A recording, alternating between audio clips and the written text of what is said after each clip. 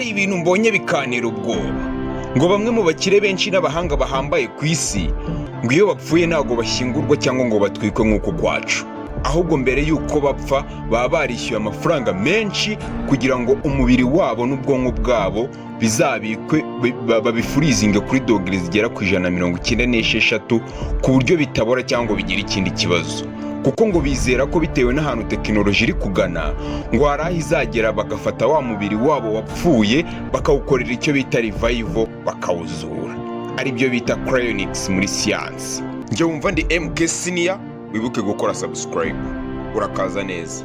Muri iyo temperature iri hasi cyane hifashishwa nitrogen liquid. Muri ubwo bukonje bukabije umubiri ntushobora kubora nk'uko bisanzwe. Abashyigikiye cryonics bavuga ko mu myaka 100 cyangwa 200 iri imbere siyansi ishobora kuzaba yarateye imbere ku rwego ruhambaye kurusha uko iri uyu munsi. Kugira ngo ubyumve neza, tekereza umuntu wabayeho mu mwaka w'1800. Iyo umubwiye ko umuntu azaza ahamagarana n'undi ari ku wundi mugabane ashobora kukwita umusazi.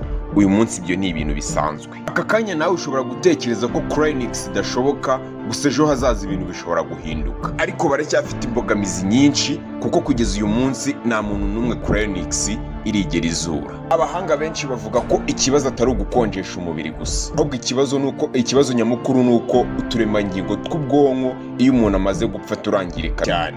Niyo mpamvu kugeza ubu nta gihamya ya siyansi iragaragaza ko umuntu wabitswe muri cryonics ashobora kongera kubaho, kuko na James Bedford niwe muntu wa mbere wabitswe muri cryonics mu mwaka w'1967, ari nabwo cryonics yatangiye. Aka kanya aracyabitse. Ariko nubwo bimeze bityo, hari abakire n'abahanga benshi bakomeje kuyishyigikira.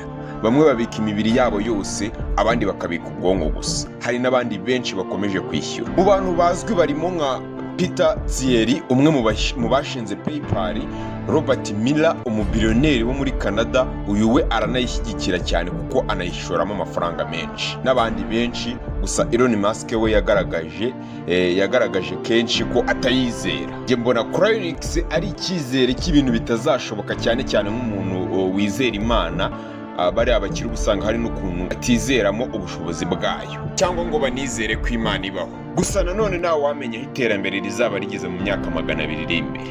Ese wowe bitekerezaho iki? Ese wowe wizera ko ibi bintu batekereza bizashoboka umunsi umwe, cyangwa batanga amafaranga y'ubusa?